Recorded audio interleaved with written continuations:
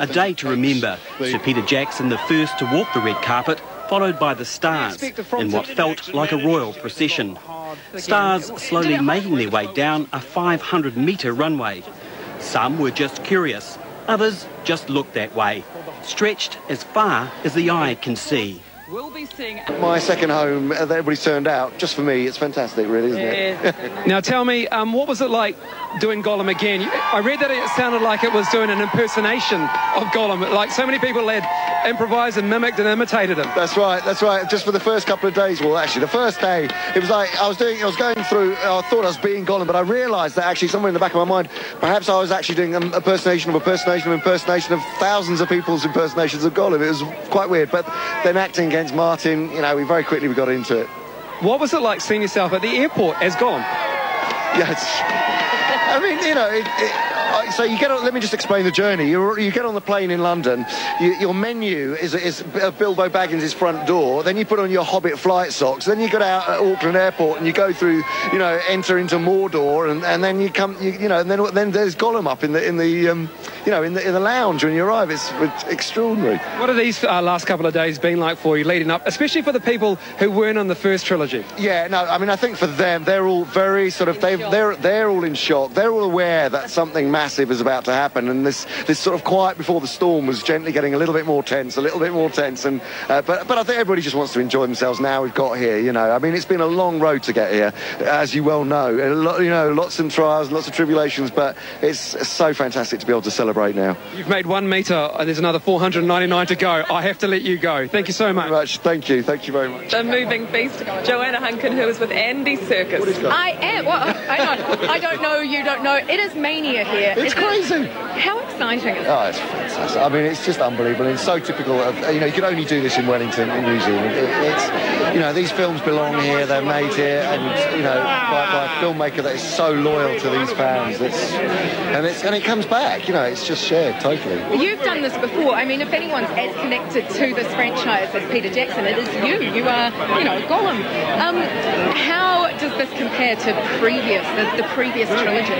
It's look, I mean, I think the thing is, when Lord of the Rings was being created, you know, everyone was really discovering ways of working, you know, whether things were going to work technologically. There was a big journey aside from the actual filmmaking and storytelling aspects of it. So, but this time round, there are so many milestones had been covered, and so it was. I think Pete really enjoyed directing this movie, and he asked me to direct the second unit on this. So I had a completely different experience this time round. It wasn't just playing a role; it was staying down here for 200 days, shooting with a very large crew, getting to actually help craft the film. So it was wonderful. And it was a fantastic effort from you both. I will let you move along now. Thank you so much. Have a great night. It's a challenging and different situation to be involved in, you know, because you're not quite sure what's going on a lot of the time, but somehow Peter and Fran control this enormous thing at the far end of the world, but they do it with grace and with generosity. You know, it's amazing. It really comes across in not only the movie, but also the video blogs as well that you can watch online. It looks like you guys had a lot of fun with it. And Scott, James Nesbitt on the red carpet. That's right, Wendy. Good evening, everyone. I am here with James Nesbitt, one of the dwarfs, there's quite a few of you.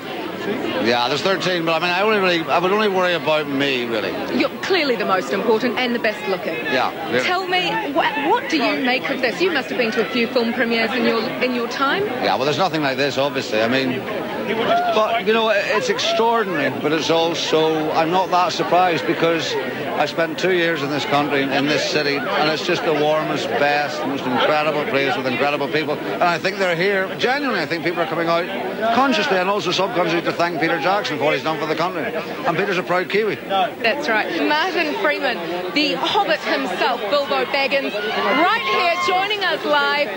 Bilbo, Martin. Hi. What is this like for you?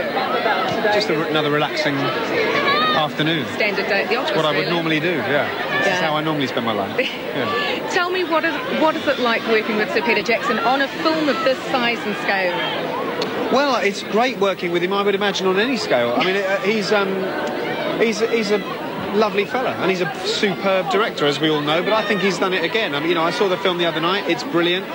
it's a really, really thrilling couple of hours, and he's an extremely clever man, and I've loved working with him. He is extremely clever. The talk tonight has all been about the sneakers he's wearing on the red carpet. Oh, I've not seen them. You are a very sharply dressed, very well-dressed man. Maybe you could give him some tips. I'm not presuming to tell him not to wear sneakers. If he wants to wear, it's just a good thing that he's not barefoot. That is he true. likes barefoot.